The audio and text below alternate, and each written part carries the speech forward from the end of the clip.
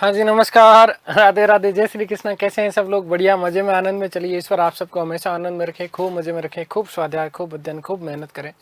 दोस्तों, हम लोग बात कर रहे थे हुमायूं की, और हमने पिछली कक्षा जो थी हमारी, उसमें हम लोगों ने बात की विशेष रूप से कि किस प्रकार से हुमायूं को यहाँ से भारत से छोड़ करके भागने के लिए बाध्य होना पड़ता है। इस शेरशाह सूरी ने कन्नौज बिलग्राम के युद्ध में उसको पराजित किया, और पराजित होने के बाद हुमायूं जो है भारत छोड़ भागता है। ठीक है, शेरशाह सूरी जो है यहाँ पर बादशाह बना, द्वितीय अफगान साम्राज्य की नींव डाली। प्रथम अफगान साम्राज्य आप लोगों को पता है, बहलोल लोदी ने, लोदी वंश के दौरान, क्योंकि लोदी जो थे वो वस्तुतः अफगान के निवासी हुआ करते थे, तो प्रथम अफगान साम्राज्य वो था। द्वितीय हमारा ये हो गया, बात आ गई समझ में। अगली जो बात हम लोग करने वाले हैं वो बात हम करेंगे किसकी? भारत से पलायन के बाद में क्या स्थितियां रही, उसके बारे में हम लोग चर्चा करेंगे। देखिएगा,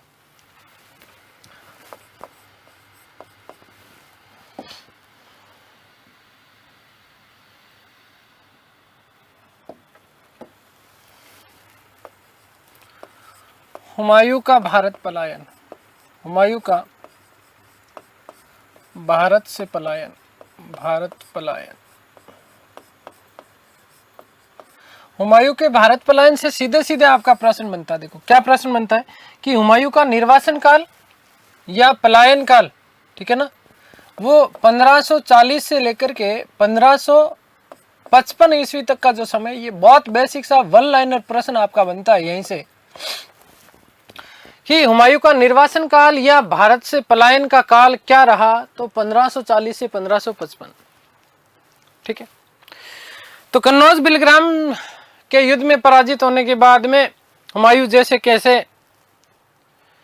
आगरा पहुंचता है। कहां पहुंचता है? आगरा पहुंचता है। आगरा पहुंचने के बाद में दिल्ली, दिल्ली से लाहौर, लाहौर तक अफगान सेना ने पीछा नहीं छोड़ा, तो हुमायूं अपने भाई हिंदाल और उसका एक सहयोगी था जिसका नाम था यादगार नासिर। क्या नाम था? यादगार नासिर। इसके साथ में वो सिंध ठट्टा चला जाता है। सिंध ठट्टा बोले तो कहाँ? मक्का मदीना जो है हजरत पैगंबर की शरण स्थली में। 1541 में यहीं पर हमीदा बानो बेगम से विवाह किया। ये हमीदा बानो बेगम जो वस्तु जो थी, ये हिंदाल के आध्यात्मिक गुरु थे जिसका नाम था मीर अली, बाबा मीर अली, या इन्हीं को मीर बाबा दोस्त के नाम से भी जाना जाता है। तो हिंदाल की आध्यात्मिक पुत्री, माफ कीजिएगा, हिंदाल की आध्यात्मिक गुरु की पुत्री, ठीक है ना, गुरु की पुत्री थी कौन? हमीदा बानो बेगम। क्या नाम है बेटा? ध्यान रखना, हमीदा बानो बेगम। हमीदा बानो बेगम से इसने क्या किया? निकाह कर लिया। क्या कर लिया? निकाह कर लिया। निर्वासन काल के दौरान भी आदमी है तो खतरनाक, देखो ब्याह ठोक रहा है भाई साहब। हिंदाल नाराज हुआ, अरे निकम्मे आदमी के, मैं तो तेरे को यहाँ पर जो है शरण दिलाने के लिए लेके आया था, तू मेरे ही गुरुजी की बेटी से विवाह कर दिया। तो हिंदाल नाराज हुआ। नाराज होने के बाद में कंधार चला जाता है। इसी दौरान 1541 ईस्वी में मारवाड़ के राजा हुआ करते थे मालदेव। ये मारवाड़ के राजा मालदेव चाहते थे, मारवाड़ के राजा मालदेव चाहते थे कि यहां पर दिल्ली में वो अपने साम्राज्य की स्थापना कर ले। अब दिल्ली में साम्राज्य स्थापना करने के लिए वो बड़ा व्यक्ति है कौन? हुमायूं। उस हुमायूं को सहायता करना चाहता है, हुमायूं से सहायता लेना चाहता है एक्चुअली मालदेव। तो मालदेव जी ने धीरे से उसको पत्र लिखा, किसको? हुमायूं को, आजा वापिस जीतते हैं। तो मालदेव के निमंत्रण पर हुमायूं पुणे भारत आता 1541 ईस्वी में, परंतु इसकी सूचना शेरशाह सूरी को लग जाती है। शेरशाह सूरी ने अपना एक दूत भेजा किसके पास में? मालदेव के पास में, और कहा देख मालदेव, ऐसा कि तेरा मेरा तो कोई है ही नहीं कुछ, तो एक काम कर, हुमायूं को बंदी बना और बंदी बना करके मुझे सौंप दे। वीर क्षत्रिय शिरोमणि मालदेव, भाई राठौड़ व्यक्ति किसी में धोखा थोड़ी करेगा, इसलिए मालदेव ने इनकार कर दिया इवन इनकार भी नहीं, सीधे सीधे हुमायूं ने मालदेव को जो है मालदेव ने हुमायूं को वहां से मारवाड़ से सुरक्षित निकाल देता है। यहां से सुरक्षित जाने के बाद में हुमायूं अमरकोट पाकिस्तान के राजा वीर साल के यहां पर शरण लेता है और इसी शरण के दौरान 15 अक्टूबर 1542 को हमीदा बानो बेगम के गर्भ से इस भारत के महान बादशाह अकबर का जन्म होता है। अकबर का क्या हो जाता है, यहां पर जन्म हो जाता है। कब? 15 अक्टूबर 1542। दादू दयाल जी का जन्म माना जाता है 1540 में। मोस्ट इंपोर्टेंट प्रश्न बनता है आपका अकबर और दादू दयाल को लेकर के। तो अकबर जो थे वो दादू दयाल से 2 साल छोटे थे, तो मृत्यु 2 साल बाद में होगी। ठीक है, आ गई बात समझ में। 1605 में मृत्यु हो जाती है, लेकिन दादू दयाल 1603 तक का काल माना जाता है। खैर, 1544 ईस्वी में हुमायूं फारस के एक शासक थे जिसका नाम था तहमास्प। मैंने जब बाबर आपको पढ़ाया था तब मैंने आपको बताया था कि बाबर से जब उसका पैतृक क्षेत्र छीन लिया गया और साथ ही साथ फरगना भी छीन लिया गया, तो बाबर फारस के शासक के यहां पर शरण लेता है। उस समय मैंने आपको नाम बताया था शेख इस्माइल या शाह इस्माइल। ठीक है, उसके वहां पर वो शरण लेता है और उस समय 2 शर्तें रखी थी बाबर के सामने। यही 2 शर्तें फारस के शासक ताहमास्प ने हुमायूं के सामने रखी कि देख, मैं तेरे को शरण तो दे दूंगा, लेकिन 2 शर्तें हैं मेरी। क्या शर्तें? पहली चीज तो सियामत को अपनाएगा, उसका प्रचार प्रसार करेगा और कंधार को जीतेगा। वहां पर काबुल था, यहां पर कंधार है, ध्यान रखना। बाबर के समय काबुल था, यहां पर क्या है बेटा, कंधार है। कंधार को जीतेगा और कंधार को जीतने के बाद में उसे सौंप देगा। हुमायूं ने कहा डन। 1545 ईस्वी में हुमायूं ने ताहमास्प के लगभग 14,000 सैनिक लेकर के कंधार के ऊपर आक्रमण किया। इस समय क्योंकि कंधार पर शासन किसका था? कंधार पर इस समय अस्करी हुआ करता था। अब अस्करी क्यों था, उसके पीछे कारण था। काबुल और कंधार दिया गया था हुमायूं के द्वारा किसको? कामरान को, लेकिन कामरान ने अस्करी को वहां का प्रशासक बाद में नियुक्त कर दिया। खुद जो था वो पंजाब वाला जो क्षेत्र था उस वाले क्षेत्र को संभाल रहा था, काबुल वाले क्षेत्र को संभाल रहा था। तो अस्करी भी, क्योंकि उधर से शेरशाह सूरी ने सब लोगों को सल्टा दिया था मामला। ठीक है, तो अस्करी को यहाँ कंधार का क्या दे दिया था, शासन दे दिया गया था। तो हुमायूं ने अपने ही भाई अस्करी को पराजित किया और पराजित करने के बाद में कंधार के ऊपर अधिकार कर लिया। बड़ी खतरनाक बात हुई, और ये खतरनाक बात हुई तो कामरान को गुस्सा आया। कामरान को गुस्सा आया। कामरान को क्या आया? गुस्सा आया। कामरान को क्या आया? गुस्सा आया। इतना गुस्सा, इतना गुस्सा, इतना गुस्सा कि पूछो मत कितना गुस्सा। 1547 ईस्वी में इस कामरान ने, किसने? कामरान ने क्या किया?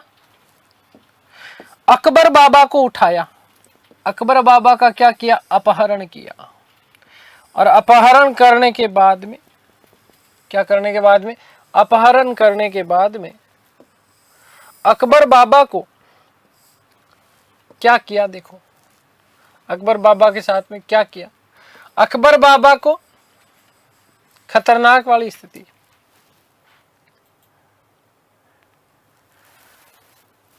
किले के मुख्य द्वार के ऊपर, ये किले का मुख्य द्वार है, इस किले के मुख्य द्वार के ऊपर छोटे से 5 साल के अकबर को लटका दिया।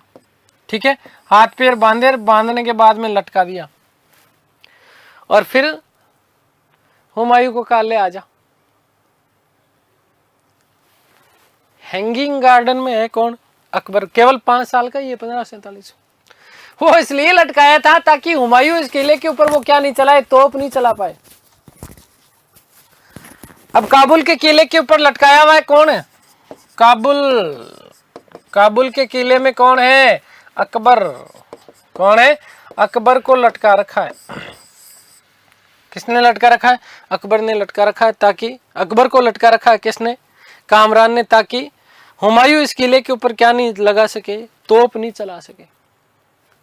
हुमायूं ने काबुल के ऊपर आक्रमण किया और आक्रमण करने के दौरान इस दौरान कहा जाता है कि इसको बड़ी मुश्किल से बचाया गया था। एक औरत थी जिसका नाम था माहम अनगा। क्या नाम था? माहम अनगा ने अकबर को बचाया था यहां से। ठीक है, हुमायूं ने काबुल के ऊपर आक्रमण किया।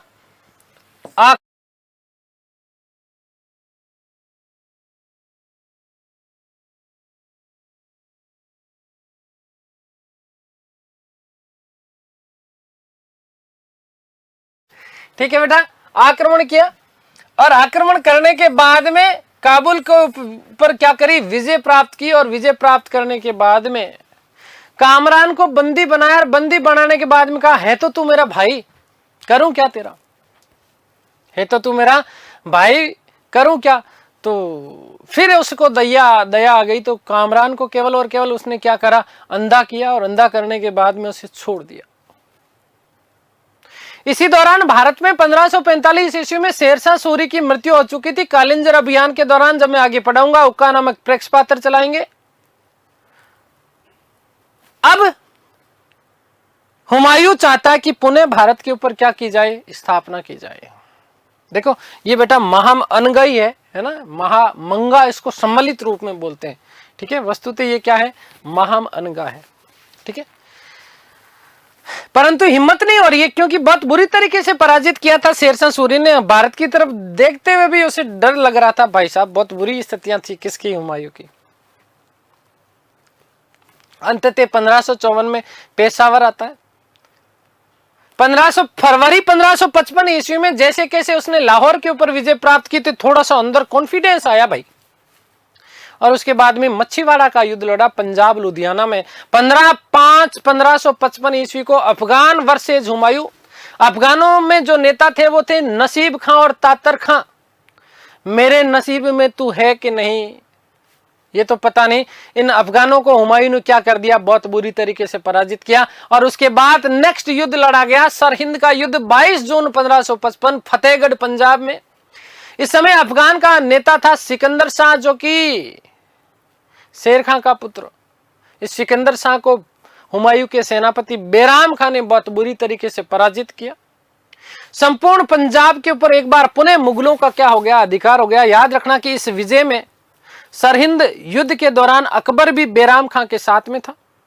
और इसी विजय के बाद में, सरहिंद विजय के बाद में, हुमायूं भारत का पुनः बादशाह बन गया।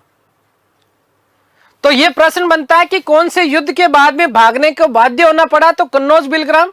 और कौन से युद्ध के बाद में हुमायूं ने भारत में पुनः स्थापना हो गई? तो याद रखना कि सरहिंद का युद्ध। 22 जुलाई 1555 को हुमायूं एक बार पुनः दिल्ली के तख्त के ऊपर बैठता है। परंतु 24 जनवरी, ज्यादा दिन ये उसकी खुशी टिकने वाली नहीं थी। 24 जनवरी 1556 ईस्वी को दीनपना नगर, जो उसने खुद ने बसाया था, किसने? हुमायूं ने। और बाद में इसे तहस नहस कर दिया गया था शेरशाह सूरी के द्वारा। इसी दीनपना नगर में एक शेर मंडल था जिसका निर्माण शेरशाह सूरी ने करवाया था। पुस्तकालय था वस्तुतः। इस पुस्तकालय की सीढ़ियों पर बैठा पढ़ रहा था। उसी समय अजान होती है। अजान समझते हो आप लोग? तो अजान पढ़ने के लिए वो जैसे ही खड़ा होता है तो अपना संतुलन खो बैठता है और सीढ़ियों से गिर जाता है। गिरने के बाद में 2 दिन तक, कितने दिन? 2 दिन तक वो कोमा में रहा। और 26 जनवरी 1556 ईस्वी को हुमायूं की क्या हो जाती है? मृत्यु हो जाती है। और यहीं पर लेनपुल महोदय एक कथन लिखते हैं। उन्होंने कहा कि हुमायूं का शाब्दिक अर्थ भाग्यशाली होता है, परंतु वे अत्यधिक दुर्भाग्यशाली शासक था। जीवन पर्यंत वो ठोकरें खाता रहा और अंततः ठोकर खाकर के ही उसकी क्या हो जाती है? मृत्यु हो जाती है। ये बात आप लोग याद रखिएगा। हुमायूं ने लगभग 1534-35 के दौरान दीनपना नगर या दुर्ग का निर्माण करवाया था। 13वें बाजार का निर्माण करवाया था यहीं पर। किसने? हुमायूं ने। हुमायूं ज्योतिष में बहुत ज्यादा विश्वास रखता था। अलग अलग दिन अलग अलग प्रकार के वस्त्र पहनता था, अलग अलग रंग के वस्त्र पहनता था। जैसे रविवार को पीले वस्त्र पहनता था, शनिवार को काले पहनता था, सोमवार को सफेद पहनता था, शुक्रवार को हरे पहनता था। बहुत ज्यादा अफीमची था, है ना। और असफलता का कारण अफीमची होना, क्योंकि जब जब उसको विजय मिली तब तब उसने वहां पर उत्साह के रूप में ये सारी चीजें करी। हुमायूं को अबुल फजल ने इंसान कामिल अर्थात योग्य व्यक्ति कहा है। क्या कहा है? योग्य व्यक्ति कहा है। और हुमायूं के मकबरे का निर्माण अकबर के काल में हुआ था। ध्यान रखना, अकबर के काल की प्रथम इमारत मानी जाती है कौन सा? हुमायूं का मकबरा। ठीक है, आगे बात समझ में। दिल्ली में है हुमायूं का मकबरा, अकबर के काल की प्रथम इमारत है। क्या क्या है इसमें आगे हम लोग बात करेंगे। और वस्तुतः इसको पूर्ण रूपेण हम लोग पढ़ेंगे कब? जब मुगल कालीन कला संस्कृति साहित्य की बात करेंगे तब। चलिए, हुमायूं का भारत पलायन, इसके ऊपर चर्चा कर लेते हैं। मैंने आपको समझा दिया है, केवल और केवल चीजें आप लोगों के लिए लिखनी है।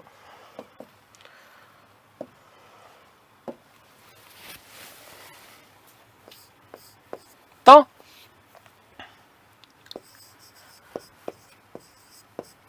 कालिंजर, माफ करना,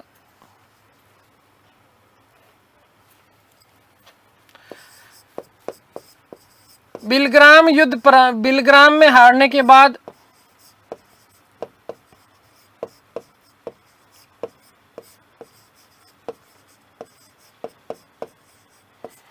हुमायूं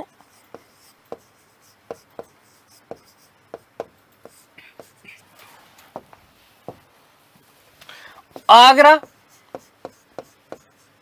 आगरा से वो कहां पर पहुंचता है? दिल्ली।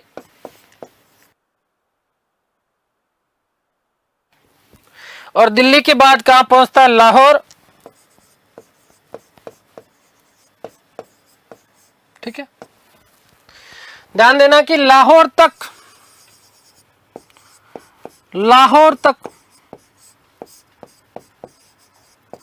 अफगान सेना ने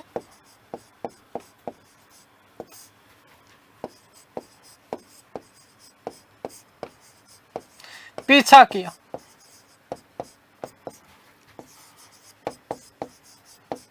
ठीक है,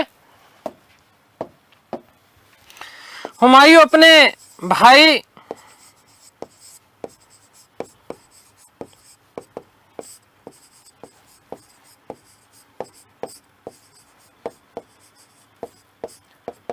हिंदाल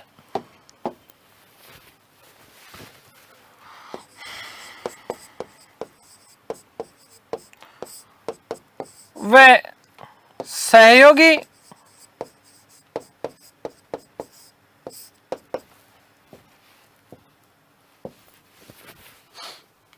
यादगार नासिर के साथ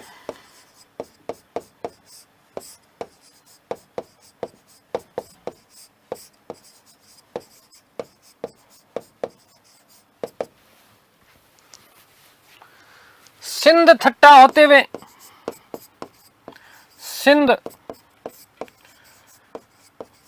होते हुए मक्का चला गया।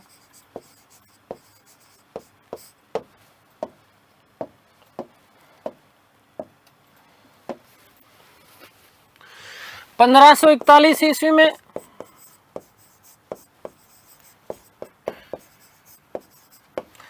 हिंदाल के आध्यात्मिक गुरु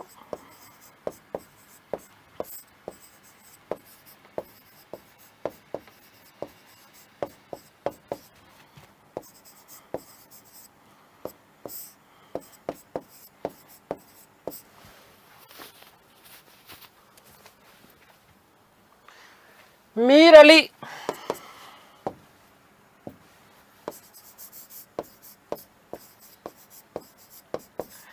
ध्यान रखिएगा, इन्हीं को क्या बोला जाता है? मीर बाबा दोस्त, मीर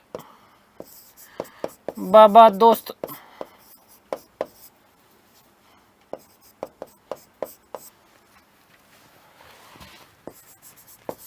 की पुत्री हमीदा बानो बेगम से निकाह किया।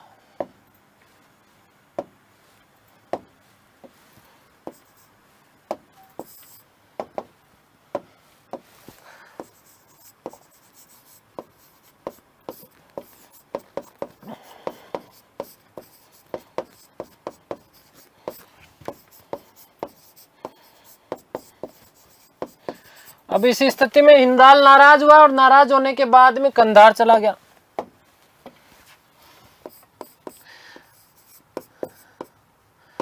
हिंदाल नाराज, और नाराज होने के साथ ही साथ कहां चला गया? कंधार चला गया।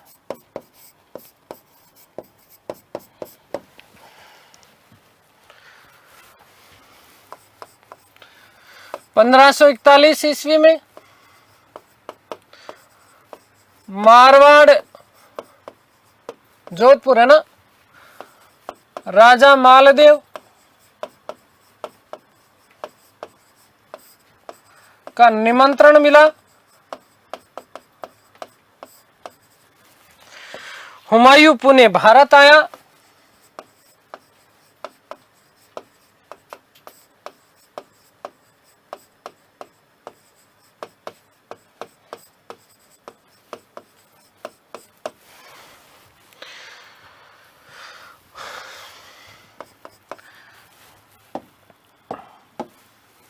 इसकी सूचना शेरशाह सूरी को मिली।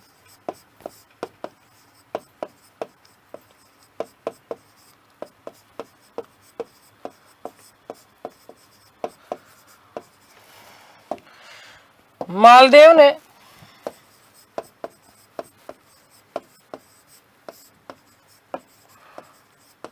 हुमायूं को सुरक्षित निकाला।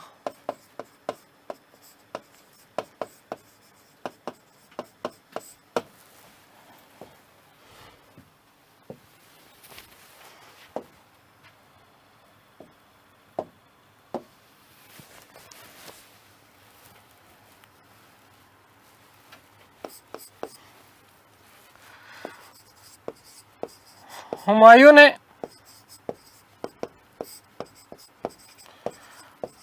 अमरकोट,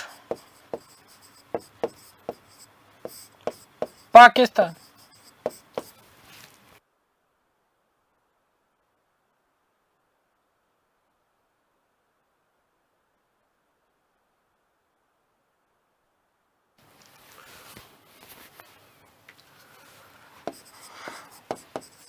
राजा वीर साल के यहां शरण ली। वीर साल के यहां शरण।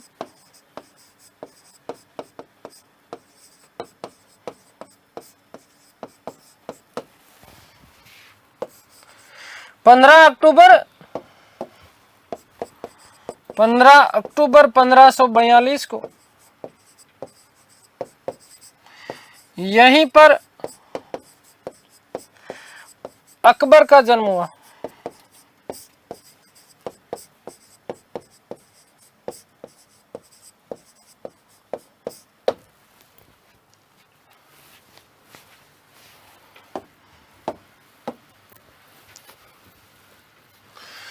पंद्रह सौ 44 ईस्वी हुमायूं फारस पहुंचा। फारस बोले तो क्या बेटा? ईरान याद रखना।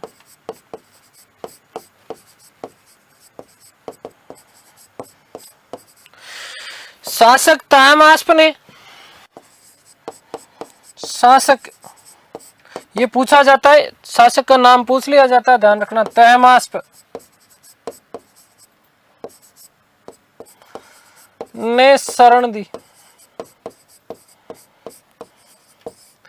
लेकिन शरण देने के पीछे दो शर्तें रखी। किसने? तहमास्प ने दो शर्त रखी।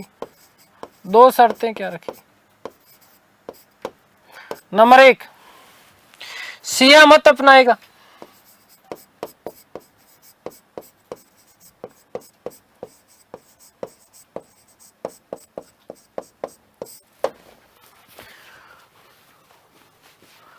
और नंबर दो, कंधार को जीत करके उसे सौंपेगा। कंधार को जीतकर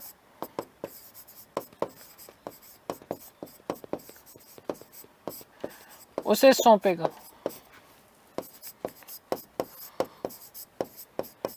ठीक है भाई। 1545 ईस्वी में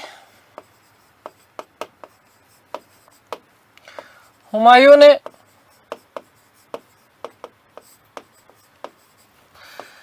तहमास्प की 14,000 सेना के साथ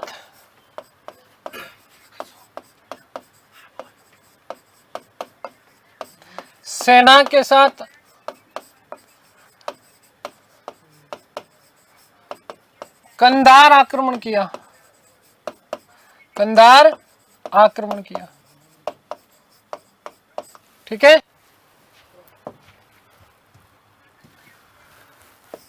अपने भाई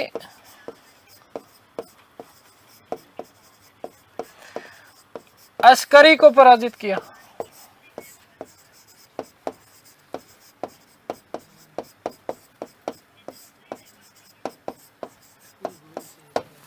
ठीक है, ध्यान देना यहां पे 1547 ईस्वी कामरान ने 5 साल के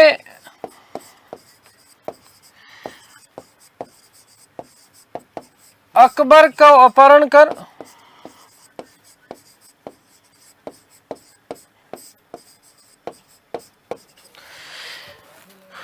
काबुल किले के मुख्य दरवाजे पर लटका दिया।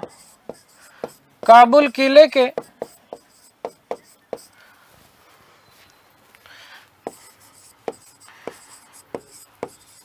मुख्य दरवाजे पर लटकाया।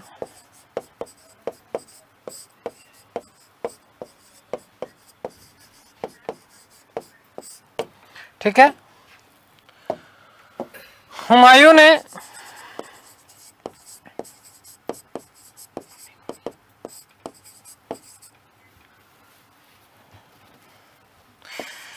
काबुल पर आक्रमण कर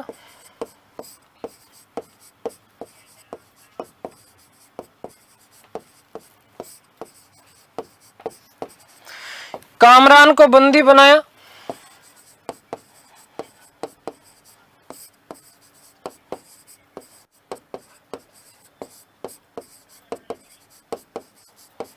वे अंधा कर दिया।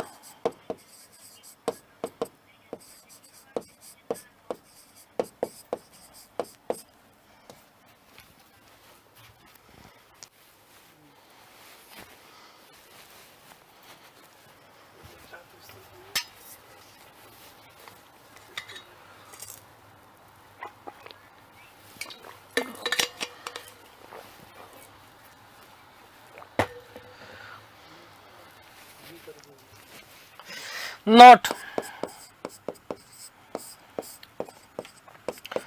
1545 ईस्वी में ही शेरशाह सूरी की मृत्यु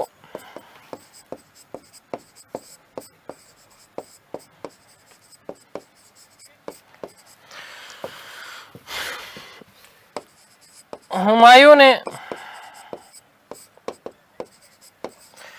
भारत पर पुनः अधिकार करने की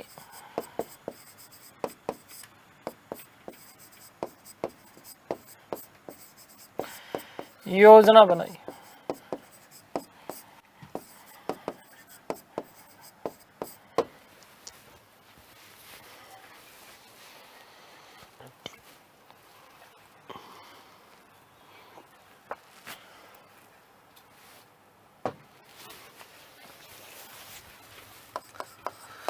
पंद्रह सौ 54 ईस्वी में पेशावर आया।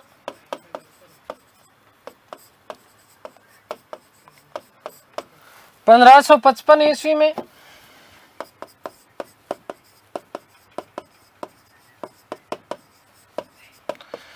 लाहौर पर विजय की।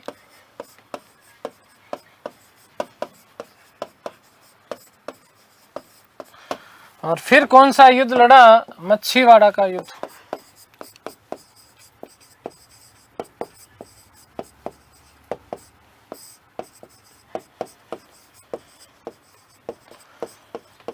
ध्यान देना बेटा, मच्छीवाड़ा का युद्ध कब लड़ा गया?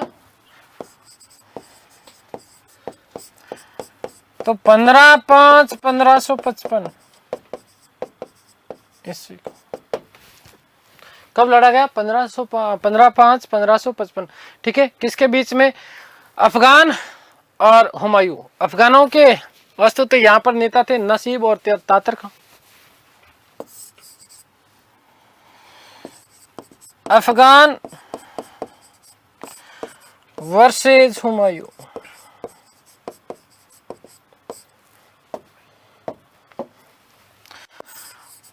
हुमायूं ने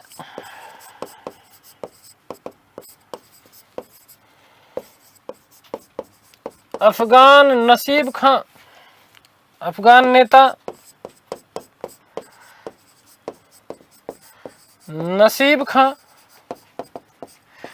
वे तातर खां को पराजित किया।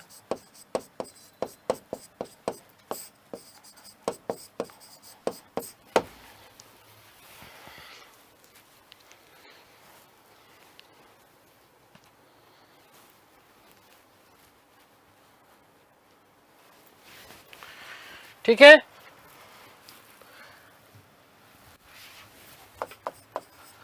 सरहिंद का युद्ध,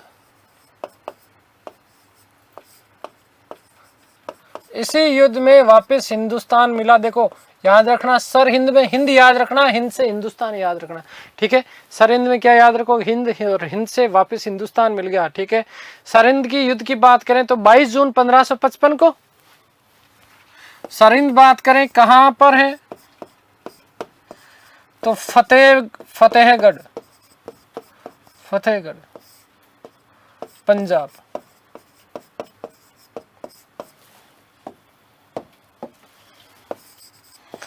कब लड़ा गया? तो 22/6/1555 ईस्वी।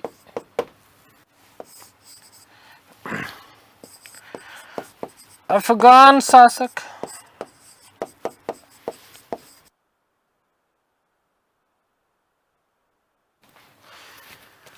सिकंदर शाह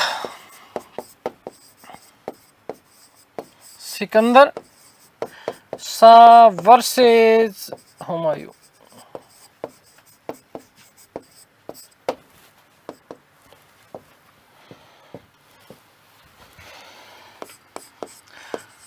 हुमायूं के सेनापति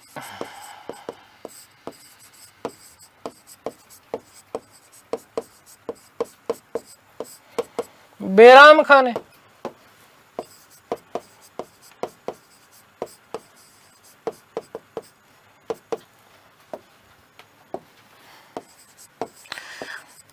अफगानों को पराजित किया।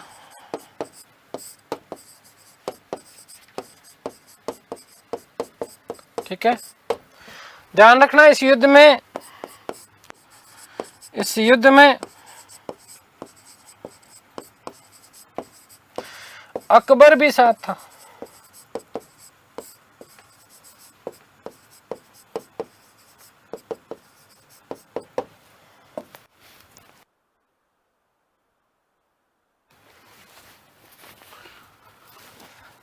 संपूर्ण पंजाब पर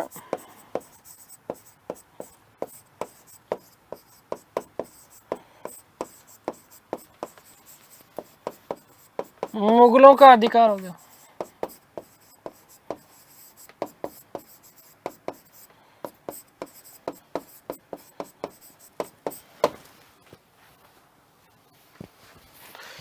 तथा इस विजय ने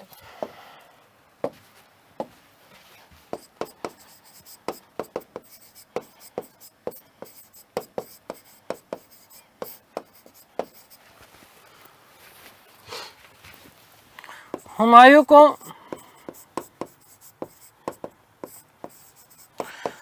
एक बार पुनः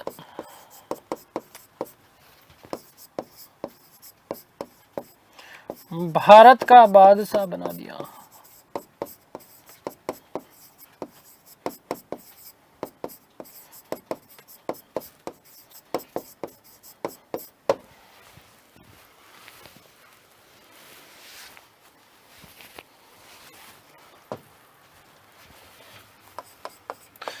22/7/1555 हुमायूं पुणे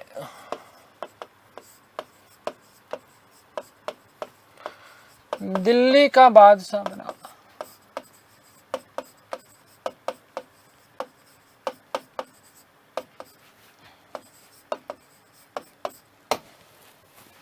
दिल्ली का क्या बन गया साहब? बादशाह बन गया, लेकिन ज्यादा दिन बेचारा टिका नहीं। ठीक है, 24 जनवरी 1900 क्या 1900 यार 1555, माफी चाहता हूँ भैया ना, 1555 को दीन पना शेर मंडल, ठीक है, पुस्तकालय की सीढ़ियों से वो गिरता है। 24/1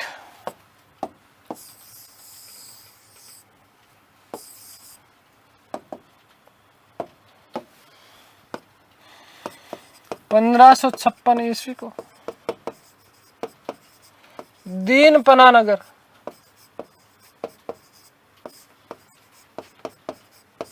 शेर मंडल पुस्तकालय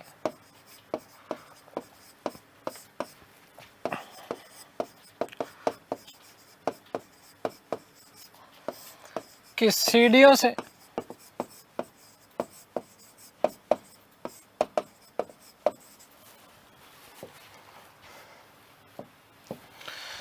गिरा और 26/1/1556 ईस्वी को मृत्यु हो गई। इसकी मृत्यु पर लेनपुल ने क्या लिखा? लेनपुल क्या लिखते हैं लेनपुल साहब कि हुमायूं का शाब्दिक अर्थ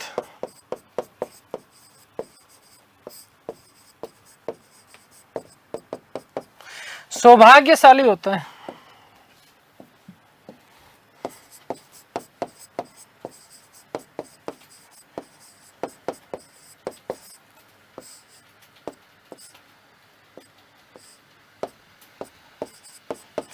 होता है,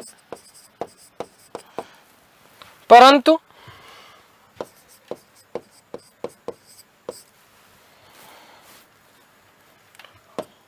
हुमायूं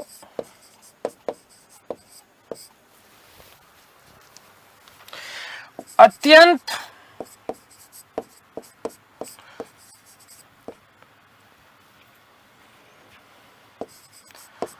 दुर्भाग्यशाली था, जो जीवन भर ठोकरें खाता रहा।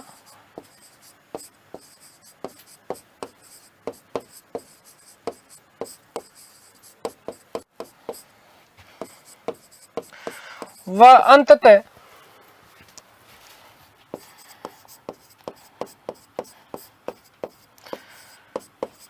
ठोकर खाकर ही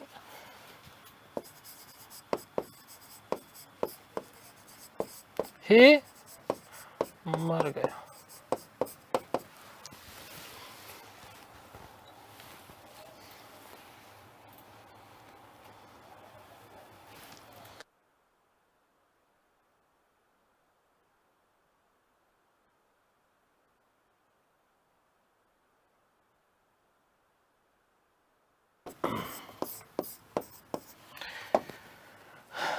दीनपना नगर का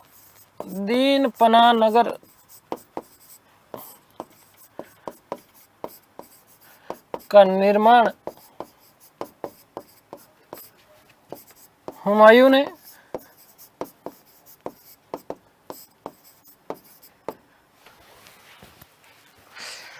थोड़ा सा मुझे डाउट हो रहा है ना तिथि को लेकर, 1534 या 1536 है ना, थोड़ा सा एक बार देख लेना। अगली क्लास में मैं भी आप लोगों को बता दूंगा। संभवतः 1534 ही होना चाहिए, ठीक है ना, लेकिन मैं दोनों तिथियां आपको यहाँ मेंशन कर रहा हूँ, या फिर चलो मेंशन ही नहीं करता हूँ, ठीक है। हुमायूं ने ही करवाया था।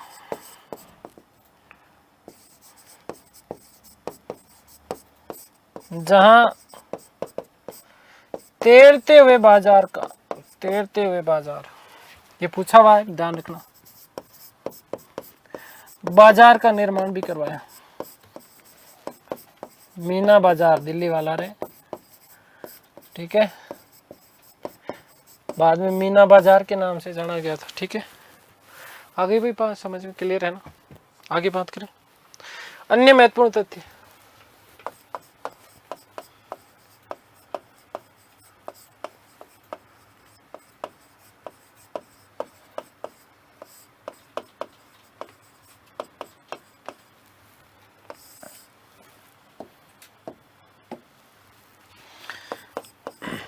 हुमायूं ज्योतिष में अत्यधिक विश्वास रखता था।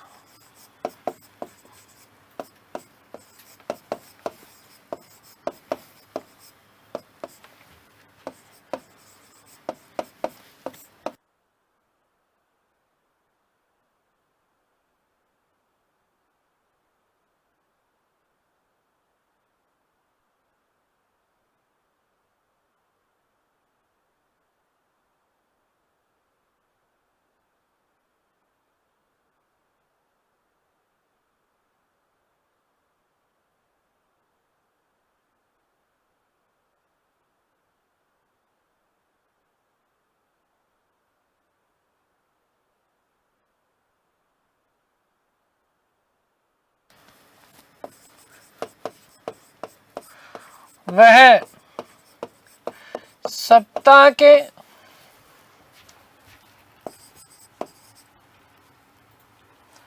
सातों दिन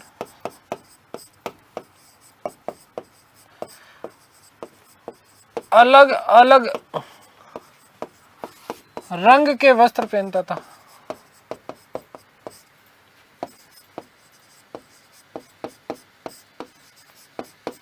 जैसे, कैसे, जैसे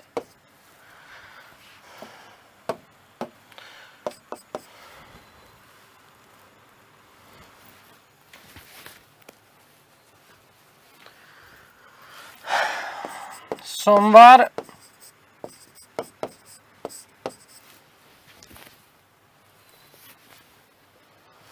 को सफेद वस्त्र पहनता था,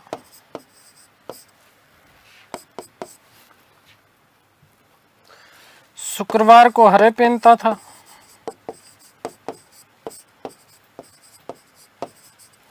शनिवार को काले पहनता था,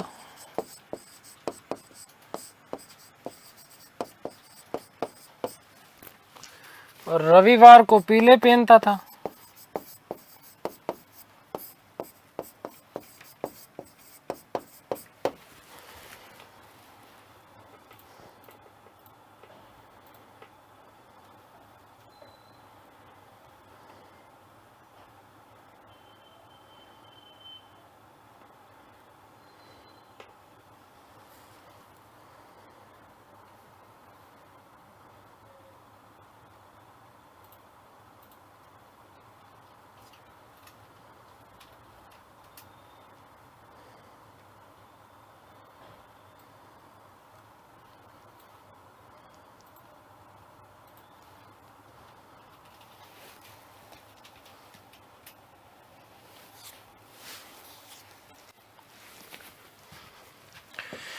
ध्यान देना कि अबुल फजल ने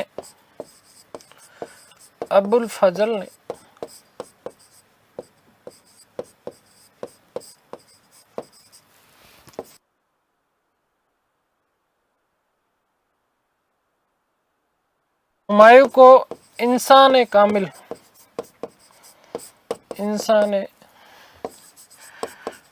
कामिल कहा है।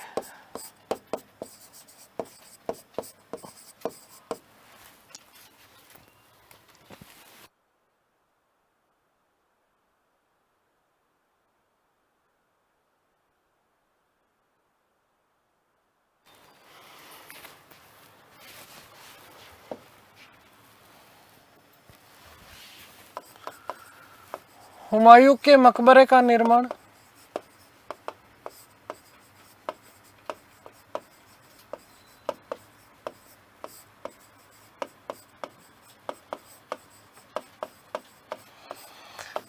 अकबर के काल में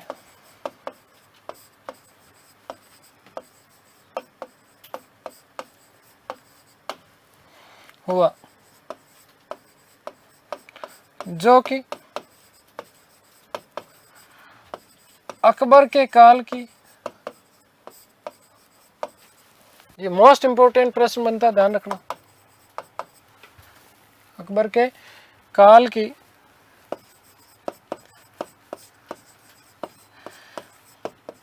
प्रथम इमारत माना जाता है, इमारत मानी जाती है।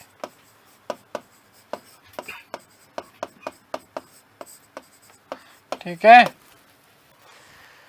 आगे बात समझ में। कहां पर है? दिल्ली में है।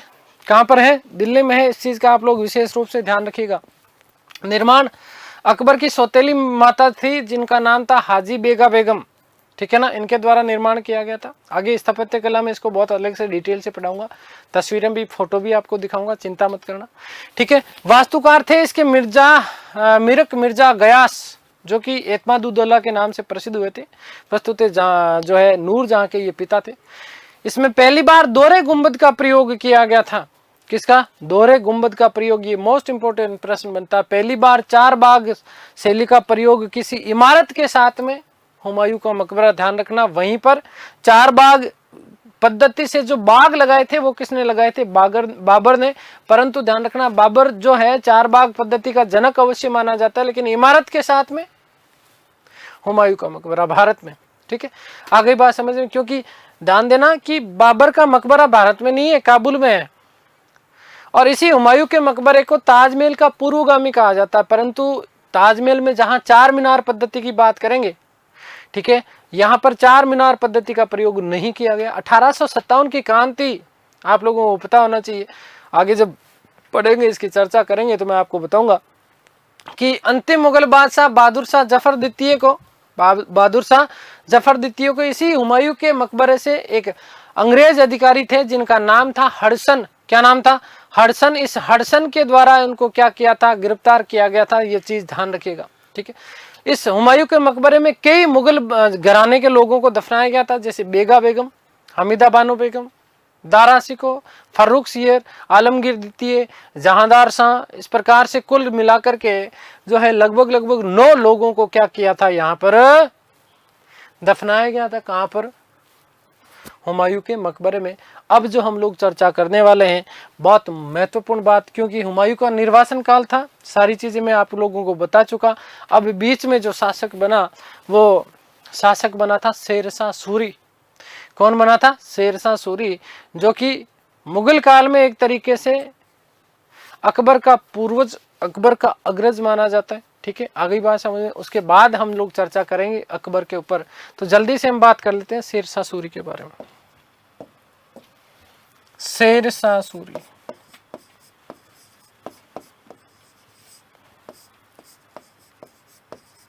शेरशाह सूरी, ठीक है, क्योंकि इसको हम इग्नोर कर नहीं सकते। ठीक है, आदमी खतरनाक है, आदमी बड़ा खतरनाक है। 1540 से लेकर के 1545 5 साल का शासनकाल है।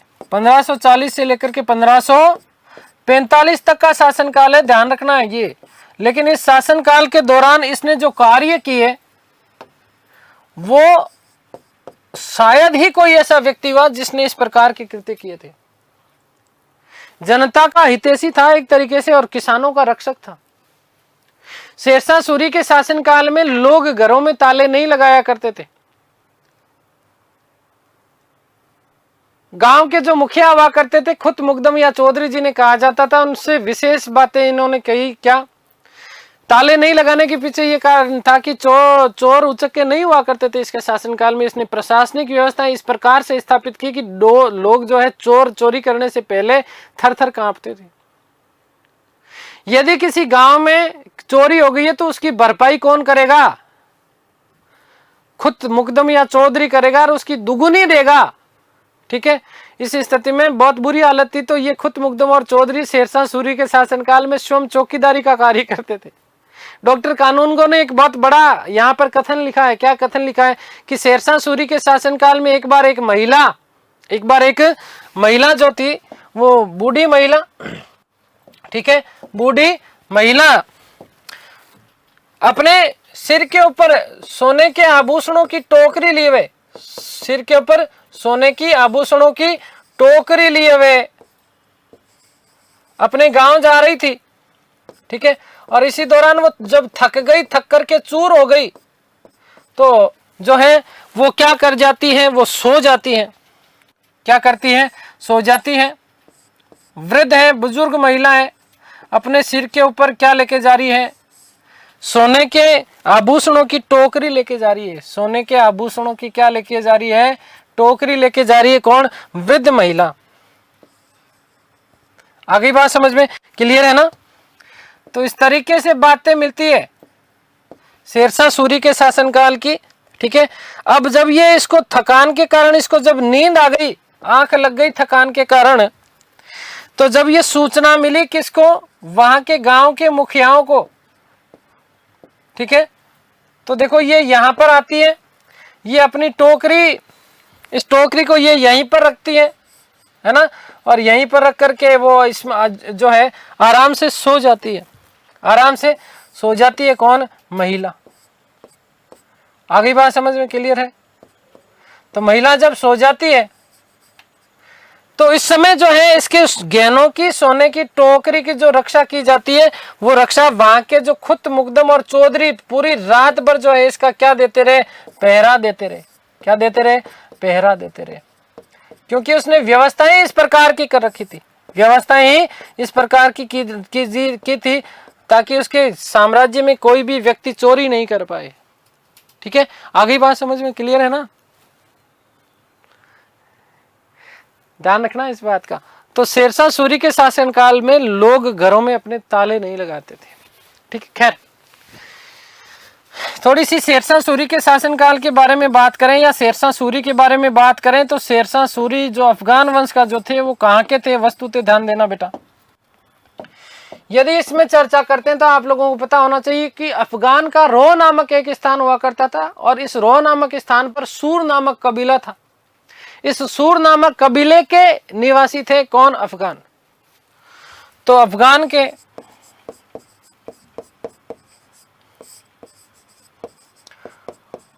रोह नामक स्थान,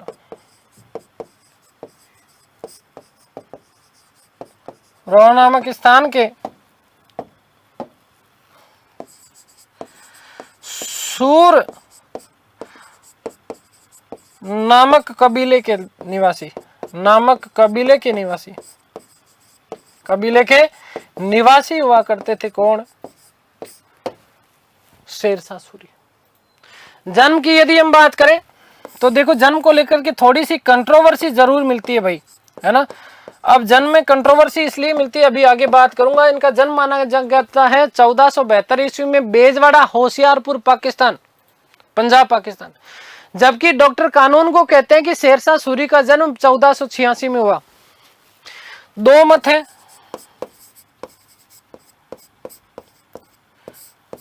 पहला मत है 1472 ईस्वी का,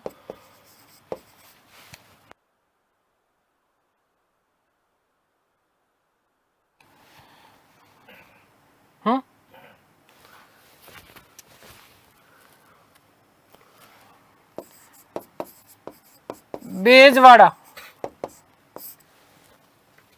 होशियारपुर, पंजाब, होशियारपुर पंजाब। वहीं दूसरा मत मिलता है 1486। ये बात डॉक्टर कानून को के अनुसार, इतिहासकार थे।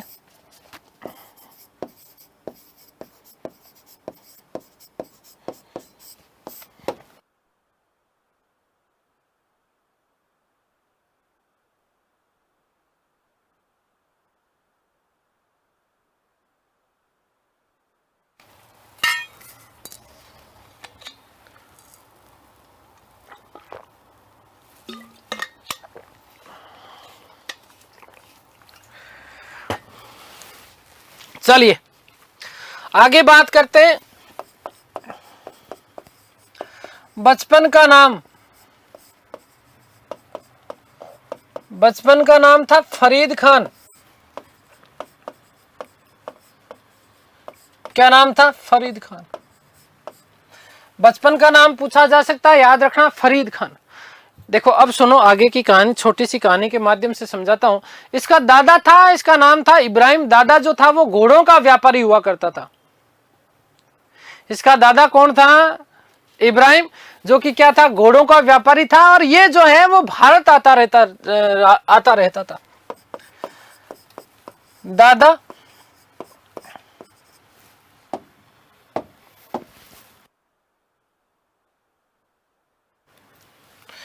इब्राहिम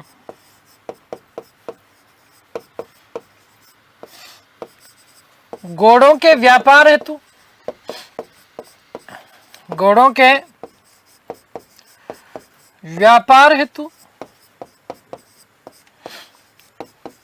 भारत आता रहता था।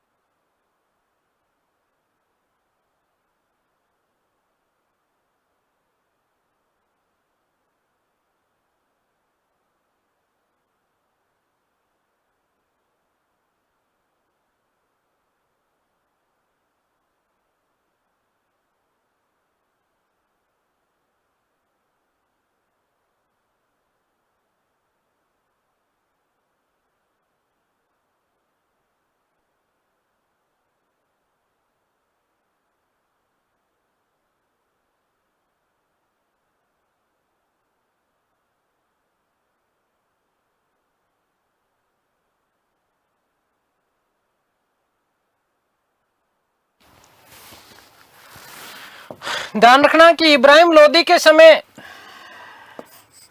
किसके समय? इब्राहिम लोदी के समय पूरा परिवार भारत आया। वहीं यदि हम बात करें इसके पिताजी की,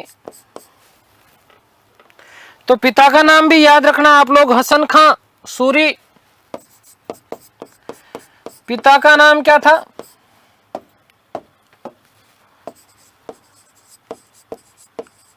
हसन खां सूरी। हसन खां सूरी।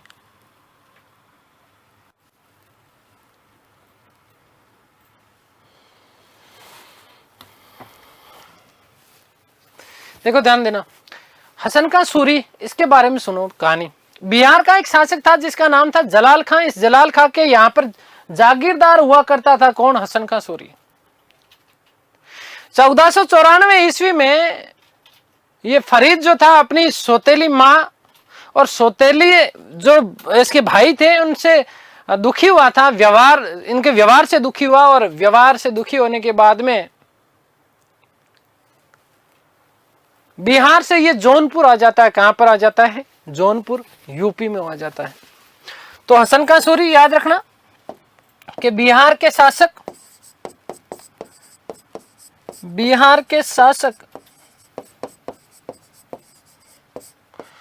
जलाल खां के अधीन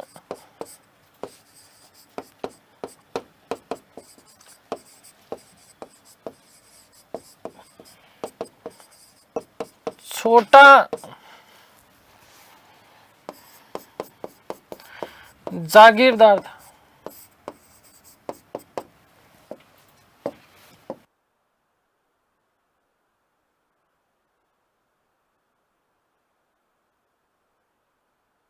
चौरानवे ईस्वी में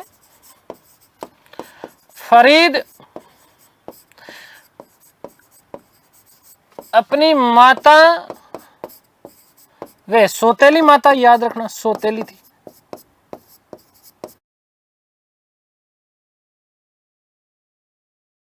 भाइयों के व्यवहार से दुखी होकर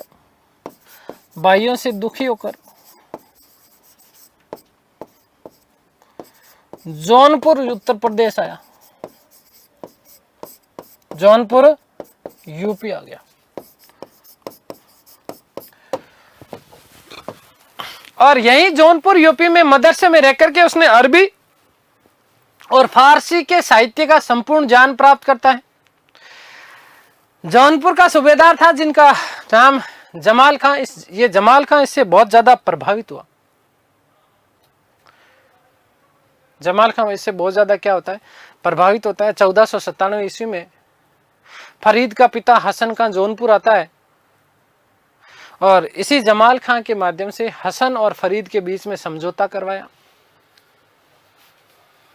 जब समझौता करवा दिया जाता तो फरीद को अपने साथ हसन का सासाराम बिहार यहां पर ले गया और वहां पर खवासपुर नामक एक जागीर दी और वहां का क्या बना दिया, प्रशासक बना दिया।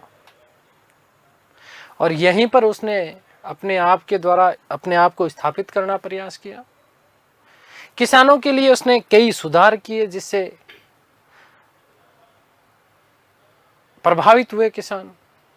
ठीक है, अगली बात समझ में, ये सौतेली भाई और सौतेली माता इस फरीद खान को बहुत दुख देते थे, बेचारे को बहुत सारी चीजें थी, तो उनके बारे में हम लोग वस्तुतः कल की कक्षा में चर्चा करेंगे। अगली कक्षा में समय हो चुका है हमारा। ठीक है, तो ये सारी की सारी बातें करेंगे हम अगली क्लास में। उम्मीद करता हूँ कि सारी चीज़ें आप लोगों को समझ में आई होगी। ईश्वर से प्रार्थना करता हूँ कि आप सब स्वस्थ रहें, मस्त रहें, तंदुरुस्त, आह्लादित और प्रसन्नचित रहें। इस सृष्टि की संपूर्ण खुशियाँ आपको और आपके परिवार को मिले। मिलते हैं हमारी अगली क्लास में, तब तक के लिए सभी को धन्यवाद, नमस्कार, थैंक यू सो मच।